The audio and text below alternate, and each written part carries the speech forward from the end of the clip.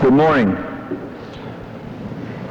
Last summer, a very strange phenomenon occurred. The number one book on the New York Times nonfiction bestseller list was not about a diet. It was not about how to run a corporation. It was not even about how to make large amounts of money in the stock market. It was about education. The book, of course, was The Closing of the American Mind. And the author, Allan Bloom, from the University of Chicago, is our guest today. At dinner last evening, Dr. Bloom corroborated what USA Today had reported earlier. Dr. Bloom had expected his book to sell 5,000 to 6,000 copies. He said 75% of which he thought would be purchased by friends of his. Why has the book been so popular? Is it because it's about education? Probably not. Perhaps it's because the book is really about American youth. Youth who from time to time trouble their parents and cause parents a great uneasiness for reasons it's been difficult for them to articulate. What might I say to introduce Professor Bloom to you? He is a scholar, to be sure. He is a passionate man with concern for his students, to be the same. It's been interesting for some of us to note that originally the volume was not called The Closing of the American Mind. It was originally titled Souls Without Longing. This title perhaps was chosen due to Professor Bloom's conviction that students today have been deprived of deep intellectual and spiritual lives. I told Dr. Bloom last night I really felt the first title was perhaps more descriptive, but it was one he humorously said perhaps was laid aside because, as he confided, very few book salesmen know the meaning of the word longing, and the term soul is equally troublesome. Perhaps a few of you are aware that Dr. Bloom grew up in Indianapolis. I did not know until he told me yesterday that as a boy he was on the DePauw campus many times. He had an inquisitive mind from a very early age, seeking answers to serious questions all his life. He told us yesterday evening that growing up as a young Jewish boy in Indianapolis and perceiving that psychoanalysis was having a tremendous impact on our country at that time, he said, I remember when I was about 6 years old, the age when other little boys were asking their mothers if they believed in God, I asked mine if she was a Freudian. A scholar, yes. A gifted author, to be sure. A pursuer of quality intellectual discourse, certainly. And finally, a very witty man who has found himself now in the national limelight. So much, in fact, some people have wondered if the scholar, Professor Allan Bloom, will be seduced by the popularity he has achieved in the very culture he has sought to criticize. Not so, said Professor Bloom, and I quote, I reassure myself that I am so old that I am getting pleasure out of the bordello without developing a taste for it. Dr. Bloom, we welcome you to DePauw University.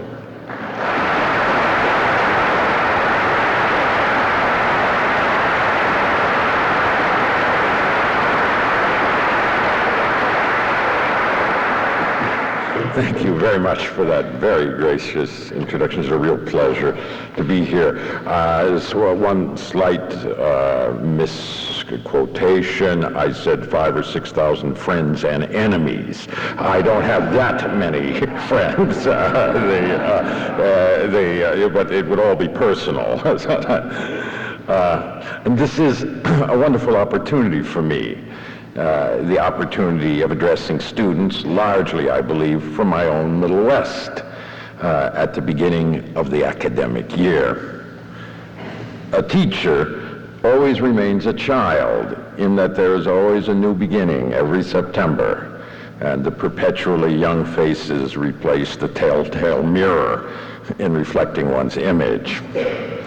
At this moment, the beginning of the academic year, one cannot help but think about what one should hope for and look for in the university, aside from training or certification in something or other. This is the moment in your lives. You have 4 years of freedom to discover yourselves, a space between what is most likely the intellectual wasteland most of us leave behind and the inevitable dreary professional training that awaits you after the baccalaureate. In this short time, you must learn that there is a great world beyond the little one you know, experience the exhilaration of it, and digest enough of it to sustain yourself in the intellectual deserts you are destined to traverse. You must do this, that is, if you are to have any hope of a higher life. These are the charmed years, when you can, if you so choose, become anything you wish, and when you have the opportunity to survey your alternatives, not merely those current in your time, or provided by careers, but those available to you as human beings. The importance of these years for an American cannot be overestimated. They are civilization's only chance to get to him. In looking at a young American student, we are forced to reflect on what he or she should learn, if he or she is to be called educated. We must reflect on what the human potential to be fulfilled is. In the specialties, we can avoid such speculation, and the avoidance of them is one of specialization's charms. But here, it is a simple duty to oneself to investigate the question, what is man, in relation to his highest aspirations, as opposed to his low and common needs. For a teacher, a liberal education means precisely helping students to pose this question to themselves, to become aware that the answer is neither obvious nor simply unavailable, and that there is no serious life in which this question, what is man, is not a continuous concern. Despite all the efforts to pervert it, the question that every young person asks, who am I? The powerful urge to follow the Delphic command, know thyself, which is born in each of us, means in the first place, what is man? And in our chronic lack of certainty, this comes down to knowing the alternative answers and to think about those alternatives. And what I mean by alternatives is the highest way of life, the political life, the religious life, the philosophic life. There aren't all that many real candidates. Liberal education provides access to these alternatives, many of which go against the grain of our nature or our times. The liberally educated person is one who is able to resist the easy and preferred answers, not because he or she is obstinate, but because he or she knows others worthy of consideration. Although it is foolish to believe that book learning is anything like the whole of education, it is always necessary, particularly in ages like our own, when there is a poverty of living examples of the possible high human types. And book learning is about most of what a teacher can give. properly administered in an atmosphere in which its relation to life is plausible. Life will happen to my students, our students. The most that I can hope is that what I might give will inform life. Most students will be content with what our present, our times considers relevant. Others will have a spirit of enthusiasm that subsides as family and ambition provide them with other objects of interest. A small number will spend their lives in an effort to be autonomous. It is for these last, especially, that liberal education exists. These become the model for the use of the noblest human faculties and hence are benefactors to all of us, more for what they are than for what they do. Without their presence, and one should add without their being respectable, no society, no matter how rich or comfortable, no matter how technically adept or full of tender sentiments, can be called civilized. To share with you my own experience, not wanting you to imitate it, but only to make clear what I might mean by the fresh ideals to which the very sight of a university can give birth. When I was 15 years old, I saw the University of Chicago for the first time, and I somehow sensed that I had discovered my life. I had never before seen, or at least had not noticed, buildings that were evidently dedicated to a higher purpose, not to necessity or to usefulness, not merely to shelter or manufacture or trade, but to something that might be an end in itself. The Middle West was not known for the splendors of its houses of worship or its monuments to political glory. There was little visible reminiscence in the world around me of the spiritual heights with which to solicit the imagination or the admiration of young people. The longing for I knew not what suddenly found a response in the world outside. At Chicago, it was surely the fake Gothic buildings. In the course of my education, I've learned that those buildings were fake and are fake. They remain that way. And that Gothic is not really what I like.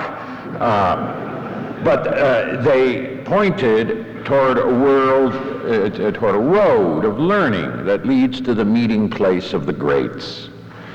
There one finds examples of a sort not likely to be seen around one, without which one could neither recognize one's own capacities nor know how wonderful it is to belong to this species.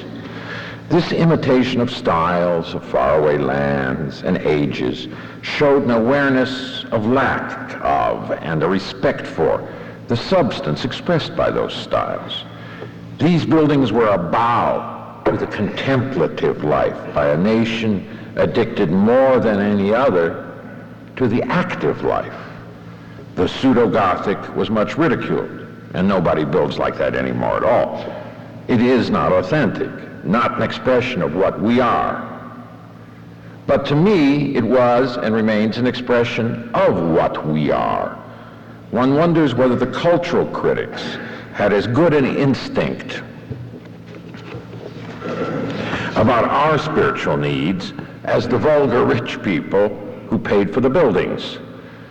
This nation's impulse is always towards the future, and tradition seems more of a shackle to it than an inspiration. Reminiscences and warnings from the past are our only monitor as we careen along our path. Those despised millionaires who set up a university in the midst of a city that seems devoted only to the American goals paid tribute to what they had neglected, whether it was out of a sense of what they themselves had missed, or out of bad conscience about what their lives were exclusively devoted to, or to satisfy simply the vanity of having their names attached to the enterprise. It makes no difference. Education was an American thing, and not only technical education. For me, the promise of those buildings was fully kept. From the moment I became a student, it seemed plausible to spend all my time thinking about what I am, a theme that was interesting to me, but had never appeared a proper or possible subject of study. In high school, I had seen many of the older boys and girls go off to become doctors, lawyers, social workers, teachers, the whole variety of professions respectable in the little world in which I lived. The university was part of growing up, but it was not looked forward to by my older friends as a transforming experience, nor did it turn out to be so in fact for them. No one believed that there were serious ends of which we had never heard, or that there was a way of studying our ends and determining their rank order. In short, philosophy was only a word, and literature a form of entertainment. Our high schools and the atmosphere around them put us in this frame of mind. But a university presents or can present another kind of atmosphere, announcing that there are questions that ought to be addressed by everyone, but are not asked in ordinary life or expected to be answered there. It, the university that is, provides an atmosphere of free inquiry and therefore excludes what is not conducive or is inimical to such inquiry. It makes a distinction between what is important, or it ought to make a distinction, it does not always do so, between what is important and what is not important.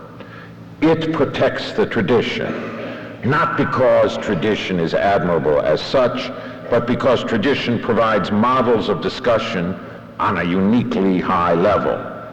It contains marvels, and it makes possible friendships consisting in shared experiences of those marvels. Most of all, there is the presence of some real thinkers there who give living proof of the existence of the theoretical life and whose motives cannot be easily reduced to any of the baser motives people delight in thinking are the universal ones. Such thinkers have authority, but not based on power, money, or family, but on natural gifts that properly compel respect. The relations among those thinkers and between them and their students are the revelation of a community in which there is a true common good.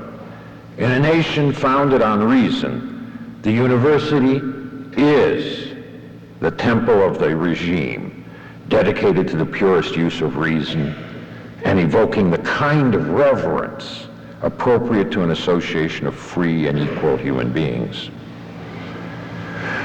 The years have unfortunately taught me that much of this existed only in my youthful and enthusiastic imagination, but not so much as one might suppose. The institutions were more ambiguous than I could have suspected, and they have proved much frailer when caught in contrary winds than it seemed they would be. But I did see real thinkers who opened up new worlds for me. The substance of my being has been informed by the books I learned to care for.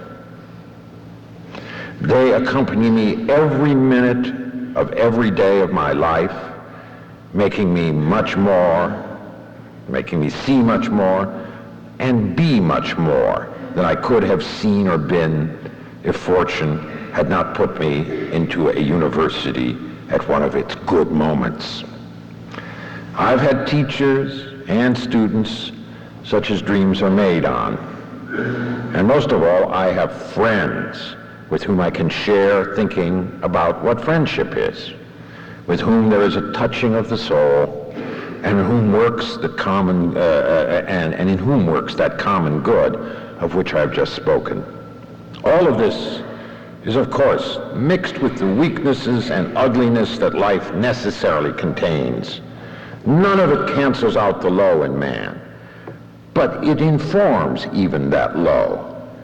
None of my disappointments with the university, and they have been many indeed, the university, which is after all only a vehicle for contents and principles separated from the university, none of those disappointments has ever made me doubt that the life it gave me was anything other than the best one available to me. Never did I think that the university was properly ministerial to the society around it. Rather, I thought, and still think, that society is ministerial to the university. And I bless a society that tolerates and supports an eternal childhood for some, whose playfulness can in turn become a blessing to society. Falling in love with the idea of the university is not a folly, for only by means of the university is one able to see what one might be. Without it, all these wonderful results of the theoretical life that we see around us collapse back into the primal slime from which they cannot reemerge. The facile economic and psychological debunking of the theoretical life cannot do away with its irreducible beauties, but such debunking can indeed obscure them, and has. To turn to one of the books that became a permanent friend and teacher for me, Alexis de Tocqueville's book, Democracy in America, it taught me the importance of the university, the peculiar importance of university to a democratic society. That book gave voice to my inchoate sentiments. His portrait of the intellectual life of the Americans is the mirror in which we can see ourselves. And frequently I present it to students, and it is a mirror by which they had first place repelled, but then they look to see what kind of cosmetics they can start applying. But because the broader perspective that Tocqueville brings is an alien one, we do not immediately recognize ourselves in it. In my experience, students at first are bored by Tocqueville and his account of the American mind. But if they are really made to pay attention, they are finally riveted and alarmed by it. No one likes to believe that what he can see is limited by circumstances, no matter how easily he recognizes this fact in others. It's very nice to recognize that the Greeks or the people in the Middle Ages were limited by historical circumstances, but to think that we are simply formed by them and that we are children only of forces beyond ourselves, that essentially we have no freedom, we don't like that. Tocqueville shows how a democratic regime causes a particular intellectual bent, which if we don't actually and actively try to correct, that bent distorts the mind's vision. The great danger, according to Tocqueville, in a democracy is enslavement to public opinion. The very claim of democracy is that every man decides for himself. The use of one's natural faculties to determine for oneself what is true and false and good and bad is, according to Tocqueville, the American philosophic method. Democracy liberates from tradition, which in other kinds of regimes determines men's judgments. Prejudices of religion, class, and family are leveled, not only in principle, but in fact, because none of the representatives has any intellectual authority as such. Equal political right makes it impossible for church or aristocracy to establish the bastions from which they can affect men's opinions. Churchmen, for example, for whom divine revelation is the standard, aristocrats in whom the reverence for antiquity are powerful, fathers who always tend to prefer the rights of the ancestral to those of reason, are all displaced in favor of the equal individual. Even if men seek authority, they cannot find it where they used to find it, in other regimes. Thus, the external impediments to the free exercise of reason have been removed in democracy. Men are actually on their own in comparison to what they ever were in the past and in other regimes, and with respect to the usual sources of opinion. This promotes in us a real measure of reason. However, since very few people school themselves in the use of reason, beyond the mere calculation of self-interest encouraged by the economic regime, men and women need help on a vast number of issues. In fact, all issues, inasmuch as everything is opened up to fresh and independent judgment, for the consideration of which they have neither time nor capacity. Even the self-interest about which they calculate, the ends to which they look, may become doubtful. Some kind of authority is often necessary for most men, and is necessarily, at least sometimes, for all men, so Tocqueville teaches. In the absence of anything else to which to turn, the common beliefs of most men are almost always what will determine judgment. This is where tradition used to be most valuable. Without being seduced by the undemocratic and the anti-rational mystique, tradition does provide a counterweight, a counterpoise to, and a repair from the merely current public opinion poll, and contains the petrified remains of some old wisdom. The active presence of a tradition in a man's soul gives him a resource against the everyday, the ephemeral. And that's the kind of resource that only the wise could find simply within themselves. The paradoxical result of the liberation of reason is greater reliance on public opinion for guidance, a real weakening of inner independence. Although reason is exposed at the center of the stage, although every man in democracy thinks himself individually the equal of every other man, this makes it particularly difficult to resist the collectivity of equal men. If all opinions are equal, then the majority of opinions, on the psychological analogy of politics, should hold sway. It is very well to say that each should follow his own opinion, be self-determining. But since consensus is required for social and political life, accommodation is necessary. So unless there is some very strong ground for opposition to majority opinion, it inevitably prevails. And I mean not only in politics, but in our tastes and our evaluation of ourselves. This is the really dangerous form of the tyranny of the majority, about which thinkers have long spoken. Not that form of the tyranny of the majority that actively persecutes minorities, but the kind that breaks the inner will to resist because there is no qualified source of non-conforming principles and no sense of superior right that anyone has to be different from that majority of opinions. The majority is all there is. What the majority decides is the only tribunal. It is not so much its power that intimidates, but actually its appearance of being more just. Tocqueville found that Americans talk very much about individual right or individual rights, but that there was a real monotony of thought, and that vigorous independence of mind was really very rare.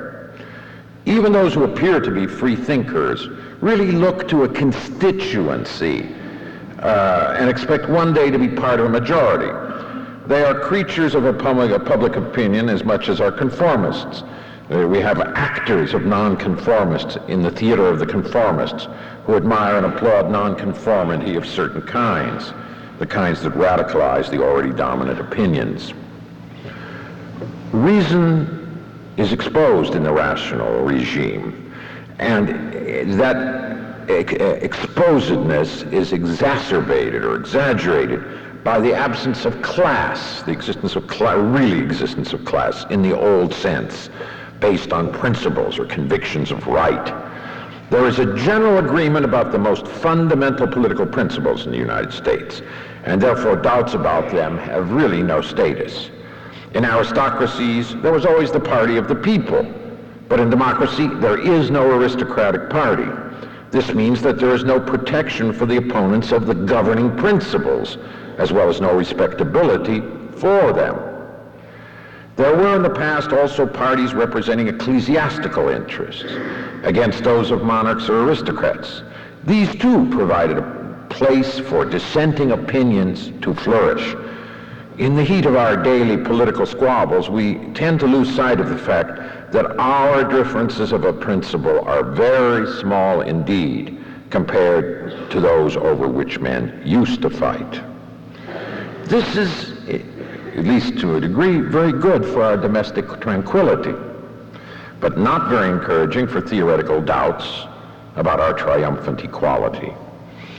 Not only were the old questions of political theorizing held to have been definitively answered in America, but the resources that nourished diversity concerning them were removed. Democratic conscience and the simple need to survive combined to suppress theoretical doubt.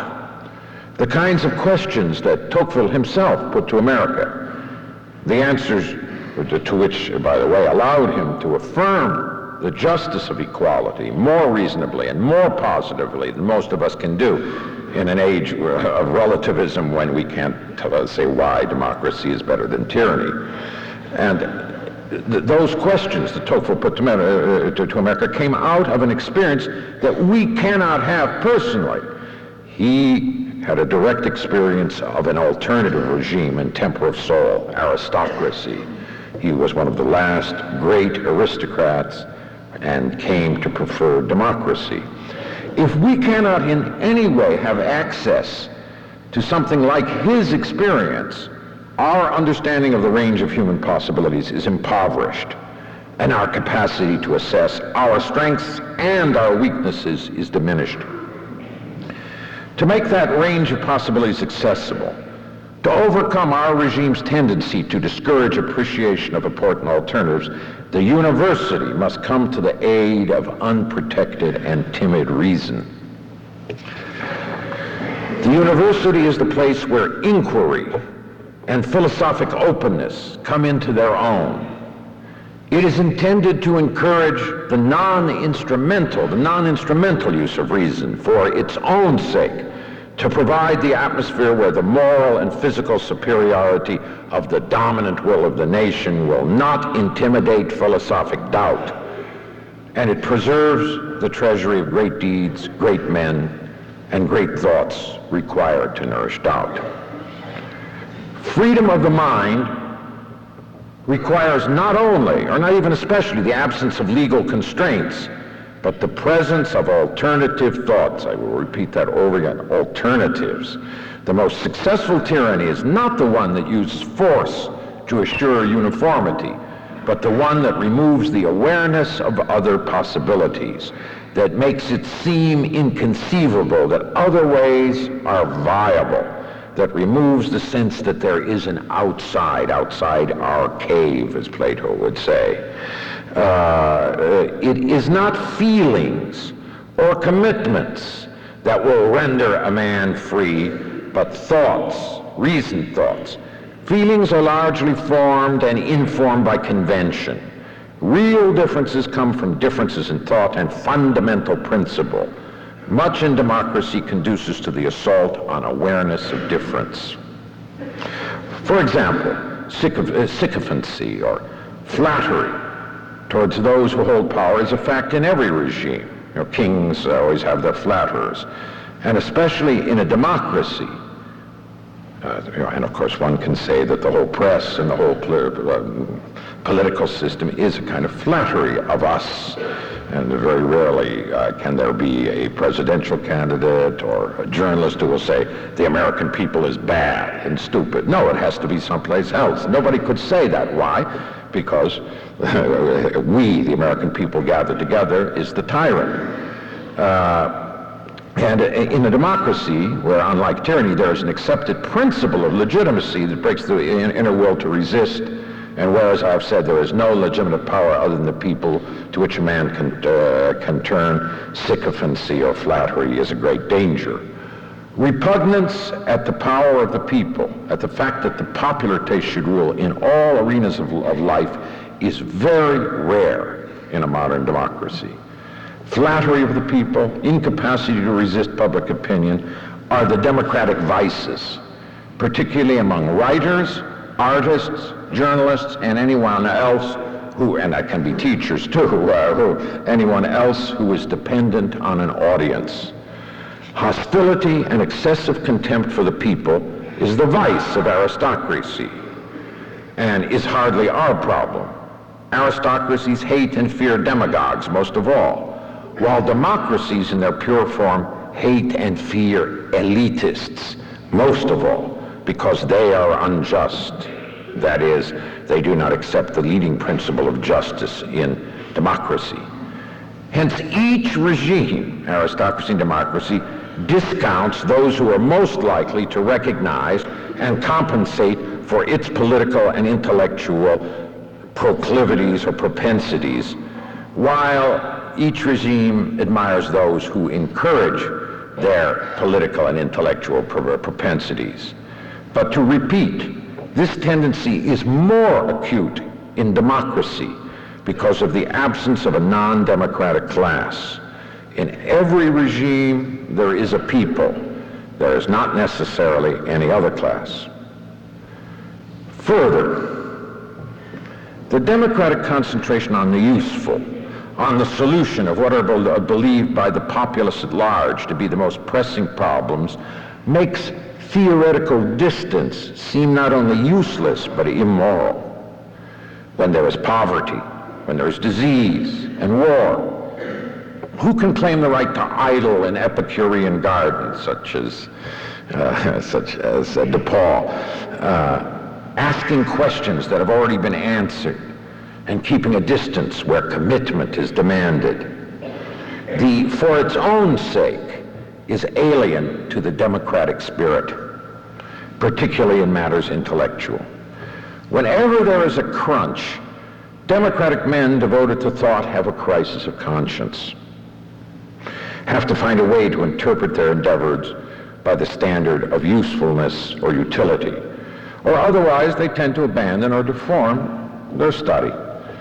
This tendency is enhanced by the fact that in an egalitarian society, practically nobody has a really great opinion of himself, or has been nurtured in a sense of special right and a proud contempt for the merely necessary.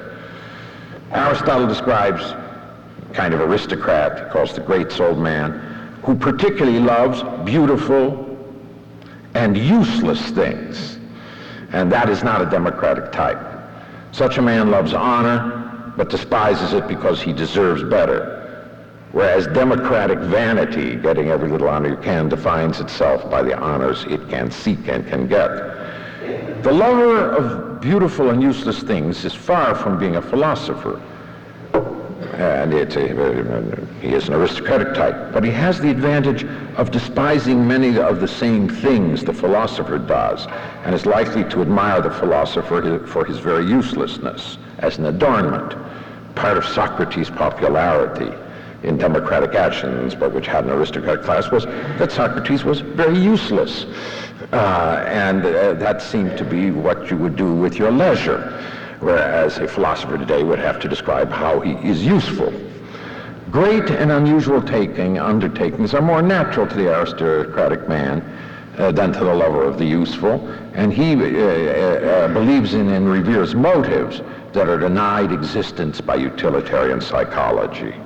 Such a proud man can take for granted the things that are the ends of most men's strivings in a democratic society: money and status.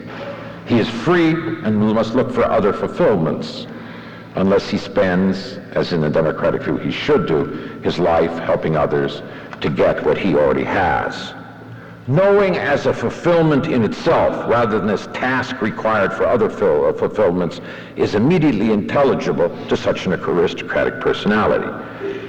Finality as opposed to instrumentality, and happiness as opposed to the pursuit of happiness appeal to the aristocratic temperament. All of this is salutary for the intellectual life, and none of it is endemic to democracy. Thus, the mere announcement of the rule of reason does not create the conditions for the full exercise of rationality, or free reason. And in removing the impediments to it, some of its supports are also dismantled. Reason is only one part of your soul's economy, and it requires a balance with the other parts in order to function properly. The issue is whether the passions are the servitors, the servants of reason, or whether reason is the handmaid of the passions. The latter interpretation, that reason is the handmaid of the passions, is the interpretation of the very great philosopher Thomas Hobbes, who plays an enormous role in the development of modern democracy. Now, older and more traditional orders that do not encourage the free play of reason contain elements reminiscent of the nobler philosophic interpretation of reason and help to prevent its degradation. We have to address the philosophic issue. We all know man is a rational being, but what is the purpose of his rationality? Is it an end in itself, or is it for the guidance of the passions, the fulfillments of needs, and so on? In the older kinds of regimes, there are elements connected with the piety that prevails in such orders. That piety conveys a certain reverence for the higher, a respect for the contemplative life, understood as contemplation of God and the peak of devotion, and a cleaving to eternal beings that mitigates absorption in the merely pressing or current needs. Now, these are all images in the aristocratic life of philosophical magnificence, which, it must be stressed, are distortions of that original magnificent, and can also become its bitterest enemies. Too much piety does not allow for free discussion. But it does preserve the order of the cosmos and the soul from which philosophy begins. Tocqueville describes this marvelously well in his moving account of Blaise Pascal, the great natural scientist and theologian at the beginning of modernity, whom Tocqueville evidently regards as the most perfect human type. The possibility of such a type, the theoretical type, is, according to Tocqueville, most threatened by democracy, and it must be vigorously defended if humanity is not to be grievously impoverished. Much of the theoretical reflection that flourishes in modern democracy could be represented as egalitarian resentment against the higher type represented by Pascal, denigrating it, deforming it, and interpreting it out of existence. That, I think, had something to do with my early attachment to Freud. Freud says everybody's like you. The Marxism and Freudianism reduce a theoretical man's motive to those all men have. Historicism says that he cannot know the truth simply. Value relativism makes the philosopher's reasoning irrelevant. If he were to appear before us, our eyes might be blind to his superiority, and we would be spared the discomfort that superiority would cause us. It is to prevent or cure this peculiar democratic blindness that the university may be said to exist in our democracy, not for the sake of establishing an aristocracy, not at all, but for the sake of our democracy and for the sake of preserving the freedom of the mind, which is certainly at least one of the most important freedoms for some individuals within this society. The successful university is the proof that a society can be devoted to the well-being of all without stunting human potential or imprisoning the mind in the goals of the regime. The deepest intellectual weakness of democracy is its lack of taste or gift for the theoretical life. It is necessary that there be an unpopular institution in our midst that sets clarity above well-being or even compassion, that resists our powerful urges and temptations, that is free of all snobism, but that nevertheless has standards. Those standards are in the first place accessible to us from the best of the past, although they must be such as to admit of the new. If nothing new, and this is one of the objections raised against reading the classic great books, what about the new? And I would respond, if nothing new does happen to meet the classic standard, it is not a disaster. The ages of great spiritual fertility are rare, and they provide nourishment for other less fertile ones. What would be the disaster would be to lose the inspiration of those ages and have nothing to replace it with. This would make it even more unlikely that the rarest talents could find expression among us. The Bible and Homer exercised their influence for thousands of years, preserved in the mainstream or in backwaters, hardly ever being surpassed in power without becoming irrelevant because they did not suit the temper of the times or the spirit of the regime. They provided the way out as well as the model for reform. Thus, the university's task is well defined, if not easy to carry out or even keep in mind. It is, in the first place, always to maintain the permanent questions front and center. If you want to know what the permanent questions are, many ways of formulating it, but Immanuel Kant said the three questions one must always always, what can I know? What must I do? What can I hope? Or God, freedom, and immortality. This the university does primarily by preserving, by keeping alive the works of those who best address these questions. In the Middle Ages, Aristotle was very much present in the minds of the leading elements of society. He was used as an authority, almost on a level with the church fathers, and he was assimilated to them. This was, of course, an abuse of Aristotle, who thought that authority is the contrary of philosophy. His own teaching ought always to be approached, as he said, with questions and doubts, not with faith. The essence of philosophy is the abandonment of all authority in favor of individual human reason. Nevertheless, Aristotle was there. His moderate and sensible views had an effect on the world, and he was able to act as a guide, a Baedeker, to those who came to have philosophic doubt. In our time, freedom from authority and the independence of reason are commonplaces. Aristotle, however, instead of being properly used, now that we have the proper disposition, has to all intents and purposes disappeared. We would hardly be able to use Aristotle anymore, as did Hegel in the 19th century, to grasp the character of modernity. Instead, we are more and more restricted to the narrow experience of the here and the now, with the consequent loss of our perspective. Hence, without having the answers, the university knows what openness is, and it knows the questions, because the society is already open to all those things, without monitoring what it accepts or sufficiently respecting the old.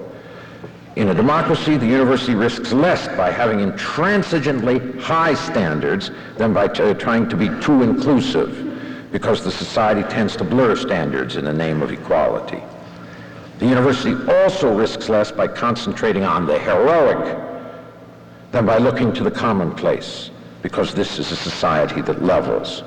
In an aristocracy, the university would probably have to go in a direction opposite to the one taken in a democracy in order to liberate reason. But in an aristocracy, a university is a less important institution than in a democratic society because there are other centers for the life of the mind, and in American democracy and progressively the whole life of the mind exists within universities and not elsewhere. There is practically no way of life, calling, or profession anymore that requires or encourages or even permits, one might say, cultivation. This is increasingly the case in the late 20th century. The university as an institution must compensate for what individuals lack in a democracy and must encourage its members to participate in the spirit of the university. As the repository of the regime's own highest faculty, reason, and the Declaration of Independence founds our nation on reason, what all men know, on self-evident truths. The university must have a strong sense of its importance outside the system of equal individuality. It must be contemptuous of public opinion because it has within it the source of autonomy, the quest for and even discovery of the truth not dependent on public opinion, but according to nature. The university must concentrate on philosophy, theology, the literary classics, and on those scientists like Newton, Descartes, and Leibniz who have the most comprehensive scientific vision and a sense of the relation of what they do to the order of the whole of things. These must help preserve what is likely to be, these most help preserve what is most likely to be neglected in a democratic society. They are not dogmatisms, but precisely the opposite, what is necessary to fight dogmatism. The university must resist the temptation to try to do everything for society. The university is, you hear many university presidents addressing what their functions are, like a shopping list in which the theoretical life usually has hardly any place. The university is only one interest among many and must always keep its eye on that interest for fear of compromising itself in the desire to be more useful or more relevant or more popular. The university's task is illustrated by two tendencies of the democratic mind to which Tocqueville points. One is abstraction, or abstractness. Because there is no tradition, and men need guidance, general theories that are produced in a day and not properly grounded in experience, but seem to explain things and are useful crutches for finding one's way in a complicated world, tend to have currency. Marxism, Freudianism, economism, behavioralism, etc., are examples of this tendency to abstractness. And there are great rewards for those who discover or invent them and who purvey them. The very universality of democracy and the sameness of man presupposed by it encourage this tendency and make the mind's eye less sensitive to differences. In aristocracies, men take the experience of their nation as unique and superior and tend not to generalize, but rather to forget the natural community of men and the universality of thought. But they do really pay attention to their own experience, to the real diversity of phenomena that is homogenized by abstract mindsets. This is another thing the democratic university must learn from aristocracies. Our temptation is to prefer the shiny new theory to the fully cognized experience. Even our famous empiricism is more of a theory than an openness to experience, and producing theories is not theorizing or a sign of the theoretical life. Concreteness, not abstractness, is the hallmark of philosophy. All interesting generalizations must proceed from the richest awareness of what is to be explained. And that's where literature is very helpful to us. But the tendency to abstractness leads to simplifying the world in order more easily to deal with it. If, for example, one sees gain as the only motive in men's action, then man is easy to explain. That's a school of economics is very popular at the University of Chicago, really tries to interpret everything, including our being here today, as simply economic in character. And in that, one simply abstracts from what is really there. After a while, one notices nothing other than the postulated economic motive. To the extent that men begin to believe in that theory, they no longer believe that there are other motives in themselves. And when social policy is based on such a theory, finally one succeeds in producing men who actually do fit the theory. Economic man is not an observation, he's a creation of theorists. When this is occurring, or has occurred, what is most needed is the capacity to recover the original nature of man and his motives, to see what does not fit that theory. Hobbes's mercenary or self-interested account of the human virtues, which won out in psychology, needs to be contrasted with Aristotle's account, which preserves the independent nobility of the virtues. For example, you could teach a very interesting course on what is courage. Hobbes says it's hope of getting out. Aristotle says it's willingness to die because it's noble. I mean, I'm not saying which of the two is true, but we have to reflect on such questions. Hobbes was thinking of Aristotle, which we never do, when he developed his teaching. In order to restore what was once really a debate, and therefore to restore man, one must read Aristotle and Hobbes together and look what each saw in man. Then one has the material on which to reflect. For modern men who live in a world transformed by abstractions and who have themselves been transformed by abstractions, the only way for us to experience again ourselves is by thinking these abstractions through with the help of thinkers who did not share them and who can lead us to experiences that are difficult or impossible to have without their help. To sum up, there is one simple rule for the university's activity. It need not concern itself with providing its students with experiences that are available in democratic society. They will have them in any event. The university must provide them with experiences they cannot have in the university, outside the university or in that society. Tocqueville did not believe that the old writers were perfect, but he believed that their accounts of the heroes could best make us aware of our imperfection, which is what counts for us. So, my simple last word to you is, don't believe, until you have critically examined it, the dogmatic relativism of our day, which tells you that there is no use trying to study what happiness is.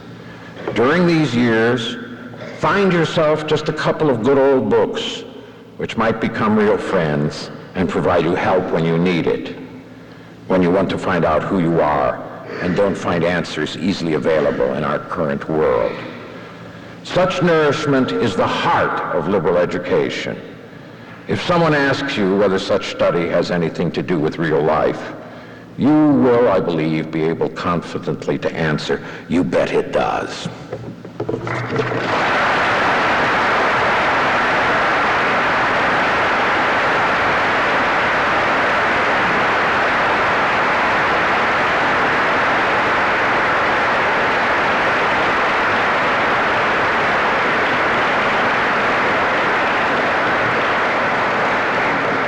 Dr. Bloom, on behalf of all of us, let me express our appreciation to you for this fitting beginning to a new year. I would also remind you that after we have had lunch this afternoon, perhaps we should start at 1:15 instead of 1 o'clock in Thompson Recital Hall. Those of you who would like to come and have the opportunity to talk with Dr. Bloom, to ask questions, perhaps to even involve in some conversation about some of his writings about contemporary liberal arts colleges, he'd be welcome to answer your questions. In closing, I would say I have the distinct impression after spending some time with Dr. Bloom last evening and hearing him at the press conference this morning that he was eager to get his presentation, and I'm putting words in your mouth, eager to get his presentation sort of out of the way so he can do with us what perhaps he loves to do best, and that's talk face-to-face with students and faculty, answer questions, and enter into dialogue about the ideas he shared with us. So we would be glad to have all of you join us this afternoon at 1:15 in Thompson Recital Hall. Thank you.